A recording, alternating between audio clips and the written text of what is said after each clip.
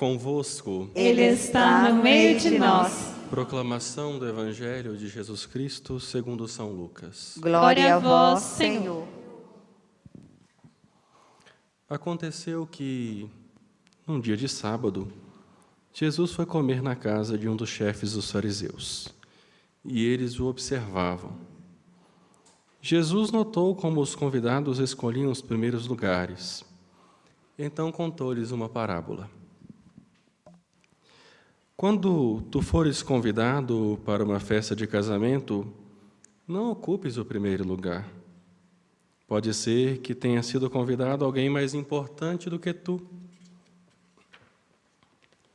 E o dono da casa, que convidou os dois, venha te dizer: dá o lugar a ele. Então, tu ficarás envergonhado e irás ocupar o último lugar.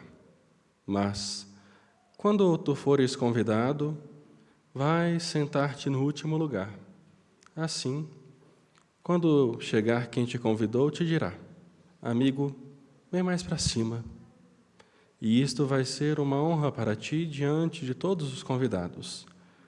Porque quem se eleva será humilhado, e quem se humilha será elevado. Palavra da salvação. Glória a vós, Senhor. Caríssimos irmãos e irmãs aqui presentes no Santuário Basílica de Nossa Senhora da Piedade, sejam muito bem-vindos a esta casa da Virgem e Senhora da Piedade. A vocês que nos acompanham pela TV Horizonte, mas também pela TV Pai Eterno, sejam muito bem-vindos a este nosso encontro no sábado, celebrando a liturgia ainda do sábado, mas o nosso encontro com o Cristo Palavra e com o Cristo Eucaristia. Hoje celebramos a memória de um santo, São Carlos Borromeu. Santo este em que compreendemos a sua história como importante na vida da Igreja, assim como todos os santos.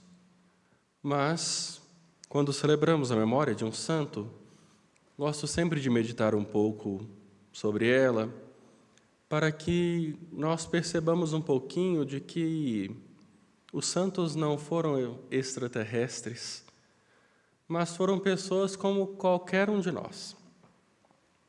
Porque quando se fala de santidade, as pessoas confundem santidade com perfeição. Só Deus é perfeito. Os santos foram pessoas que passaram por esta terra, foram pessoas de carne e osso como nós, erraram como nós, mas deram uma guinada radical na vida deles para Cristo. Para primeiro entendermos a história desse santo, vamos buscar um contexto na história ápice da Igreja. Se hoje nós meditamos um pouquinho da realidade da vida da Igreja, é graças a este tempo, no século XVI, onde tivemos uma grande quebra na história da Igreja, que foi a Reforma Protestante. São Carlos viveu neste tempo. Por mais que a Reforma Protestante ocorreu em território alemão, mas se espalhou rapidamente por toda a Europa e chegou ao mundo inteiro, ele foi um dos grandes defensores da doutrina católica, através também da escrita do catecismo. Não esse que nós temos hoje, escrito por um grande sábio também, que foi Papa, chamado Bento XVI, que faleceu há pouco, mas que temos a gratidão por toda a doutrina e por toda a sabedoria que ele deu para a Igreja. E é isto que nós percebemos também na história da Igreja, a ação do Espírito Santo, colocando cada momento um Papa diferente, trazendo um pouquinho. É a mesma forma o padre da nossa paróquia. Por isso que o padre não pode ficar a vida inteira numa paróquia, porque primeiro o povo precisa aprender novas realidades, e nós também, padres, precisamos aprender a lidar com diversos tipos de realidade. Mas voltemos então para este santo.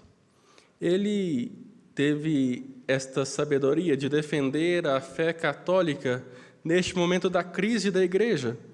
E aqui o padre não está defendendo a igreja porque sabemos os erros dos homens dentro da igreja, porque a igreja é santa. E nós sabemos disso. Os homens e as mulheres dentro da igreja que tiveram seus erros. Mas a igreja é santa porque ela foi fundada pelo Cristo. E assim nós compreendemos a presença deste santo de São Carlos para a contribuição da defesa da fé, coisa que às vezes nós católicos hoje deixamos de lado. Se alguém questiona a nossa igreja, a gente fica calado porque às vezes não sabemos defender, porque às vezes nem conhecemos a nossa fé, ou às vezes ficamos calados por uma simples omissão e esquecemos que a omissão também é pecado. Ele escolheu defender a fé da igreja. Ele foi um grande homem que inspirou até hoje o que nós conhecemos como seminários, a formação onde nós, padres, passamos, onde nós temos aqui o seminarista Daniel, que está se preparando também para o sacerdócio, onde todos os padres passaram. Por exemplo, eu passei 8 anos me formando para ser padre. Foram 8 anos de formação. E assim nós compreendemos que a importância do seminário na vida da igreja para formar bons padres. E assim nós temos em nossa amada Arquidiocese de Belo Horizonte o seminário Arquidiocesano Coração Eucarístico de Jesus, onde nós somos formados para servir a igreja de Belo Horizonte e servir o povo de Deus que nela está. Se nós hoje temos seminários, agradecemos a este santo, que foi um dos grandes precursores desta ideia de uma casa de formação para os jovens que desejarem ser padres. Não vamos muito longe. O próprio Papa João Paulo II, quando era seminarista, no tempo em que ele era jovem seminarista, tinha uma grande perseguição na Polônia e os seminários foram fechados. Eles eram seminaristas quase que clandestinos. Se assim hoje nós queremos uma igreja bem formada, se assim nós queremos bons padres, que nós rezemos hoje, pela intercessão do santo que celebramos, para que nós tenhamos bons padres, para que nós tenhamos bons seminários, seminários de qualidade, para que assim nós busquemos pessoas, homens de fé, que dedicam a sua vida para a igreja, assim como ele. Tinha mais ou menos 22 anos, já foi eleito cardeal. Foi bispo de Milão. Foi eleito um grande bispo daquela igreja de Milão. Dedicou-se a vida à oração, à escrita. Por que nós, então, hoje, ao olharmos para o testemunho desse santo, não busquemos também um pouquinho dele para a nossa vida? Uma boa vida de oração, um bom conhecimento da nossa fé e uma entrega verdadeira a Jesus Cristo. Eu acho que essa história já basta para nós ruminarmos para o restinho da nossa semana. O evangelho de hoje é tirado do capítulo 14 de São Lucas.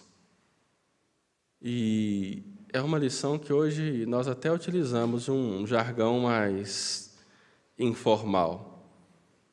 Jesus dá um ensinamento para aqueles fariseus. Jesus estava na casa de um fariseu e ele dá um ensinamento para eles porque eles se achavam os melhores, a última Coca-Cola do deserto. E aí, trazendo para a nossa realidade um jargão que todos nós conhecemos.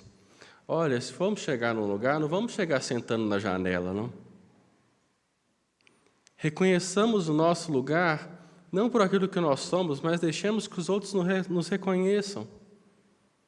Não vamos querer os primeiros lugares, é igual as nossas igrejas, né? Pode acompanhar.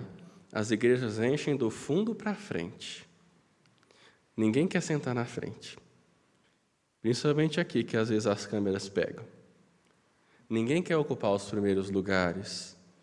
E às vezes, por mais que a gente sempre tenha um pouquinho de vergonha, a gente quer ficar no lugar de destaque.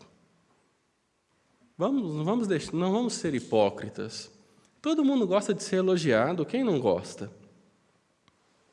Eu gosto de receber elogio. A gente fica até inchado. Mas e quando recebermos críticas? Existem críticas construtivas e destrutivas. Tem gente que às vezes critica, não é para a gente mudar de vida, é para destruir mais a gente, para matar. Por isso que a gente fala que a gente não só mata as pessoas dando tiro, mas a gente mata as pessoas com a língua. E até o padre está recordando que São Carlos era uma pessoa que defendia tanto a fé que as pessoas tinham raiva dele. E às vezes teve uma vez que tentaram dar até um tiro nele, só que parece que o tiro mascou e só acertou a capa dele, ficou a marca do tiro. Às vezes a gente incomoda as pessoas um pouquinho. Mas vamos saber reconhecer o nosso lugar, não vamos querer ser melhor. Quando às vezes vamos celebrar uma exéquias, ou seja, uma missa de corpo presente, uma encomendação, assim como dissemos, a primeira coisa que eu gosto de falar é como nós estamos levando a nossa vida, porque daqui nós não vamos levar nada. Mas o que será que as pessoas vão recordar de nós quando nós morrermos? Porque depois que morre, me perdoem, não vamos ser muito românticos, todo mundo vira bonzinho, todo mundo vira santo. Tadinho, era tão bonzinho, porque morreu? Mas o que as pessoas vão recordar de nós? O padre está dizendo isso porque nós não precisamos dizer e sair gritando, colocar nos holofotes, nos microfones, dizer quem nós somos. As pessoas olhando para nós vão reconhecer quem nós somos. Olha, é fácil reconhecer uma pessoa mau caráter. Cheiro não tem, não. Mas nas próprias posturas ela diz por si só. Uma vez eu ouvi uma pessoa dizendo que tem gente que se acha tanto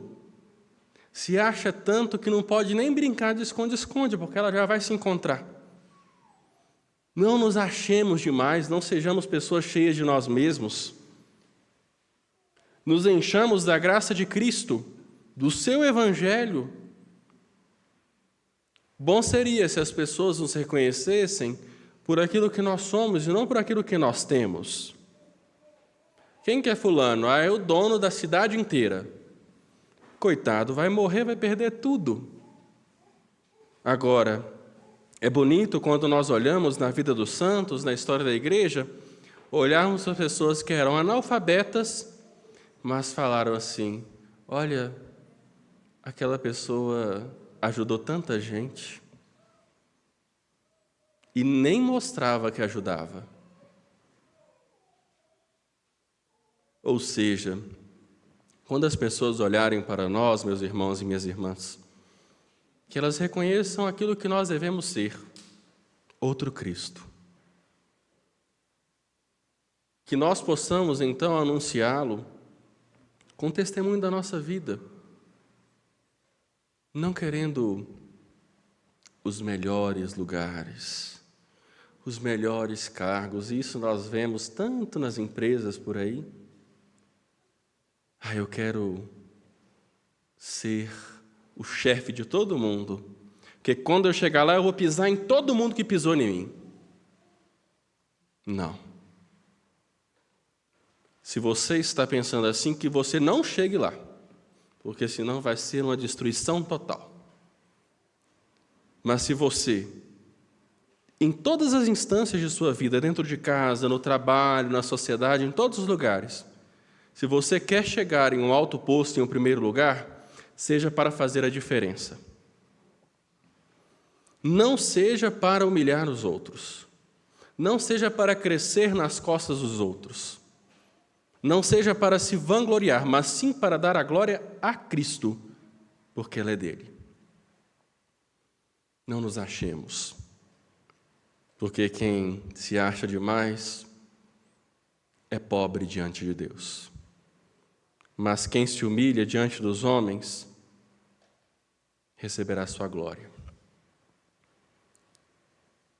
Bem-aventurados somos nós, que às vezes somos perseguidos, caluniados, difamados por causa do nome dele,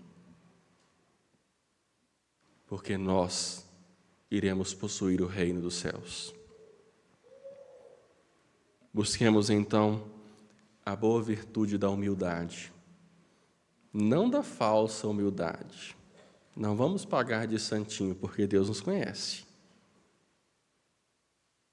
Mas que nós sejamos humildes, como Ele mesmo foi.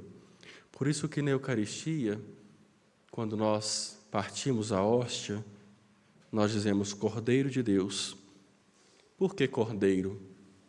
Porque o Cordeiro é um bichinho tão bobo que ele é levado para o abatedouro e nem percebe. Porque ele é humilde. E assim foi Cristo. Humilde. Até o fim. Que nós busquemos a nossa humildade em Cristo. E não a humildade que o mundo às vezes nos anuncia. Que é uma falsa humildade ou uma dissimulação.